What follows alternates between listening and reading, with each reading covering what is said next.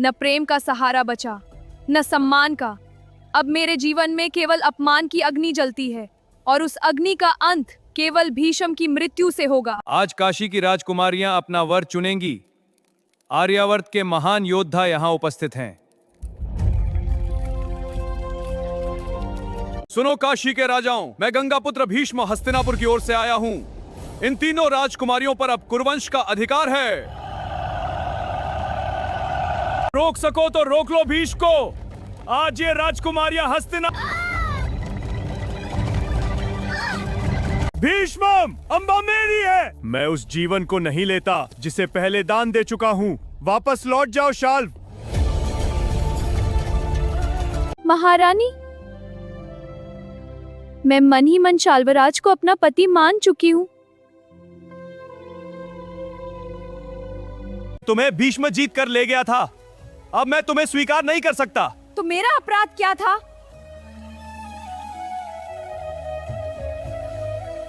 भीष्म, मेरे जीवन का विनाश तुम्हारे कारण हुआ है। अब तुम्हें ही मुझे स्वीकार करना होगा। मैं अपनी प्रतिज्ञा नहीं तोड़ सकता।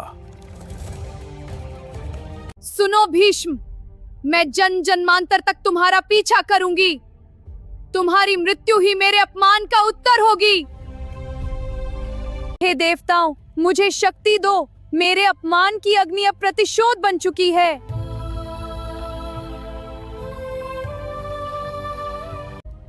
यदि भीष्म ने तुम्हारा अपमान किया है तो उसे उसका दंड मिलेगा।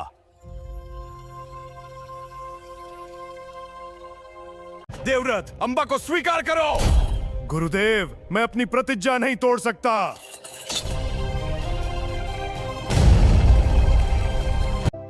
अब मुझे समझ आ गया, भीष्म को हराने के लिए मुझे स्वयं अग्नि बनना होगा। अंबा, अगले जन्म में तुम ही भीष्म की मृत्यु का कारण बनोगी।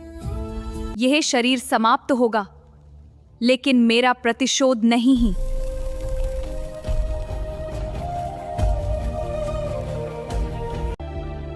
यह बालक साधारण नहीं। इसका जन्म एक अधूरी प्रतिज्ञा को पूरा करने के लिए हुआ है। मैं अंबा हूं। मैं वापस आ चुका हूं भीष्म।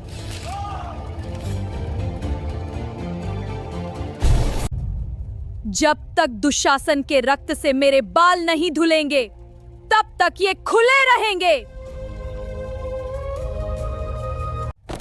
अब युद्ध ही अंतिम उत्तर है। दुर्योधन और दुशासन का अंत निश्चित है। प्रतिशोध की अग्नि अब युद्ध बन चुकी थी और कुरुक्षेत्र की धरती इतिहास लिखने जा रही थी।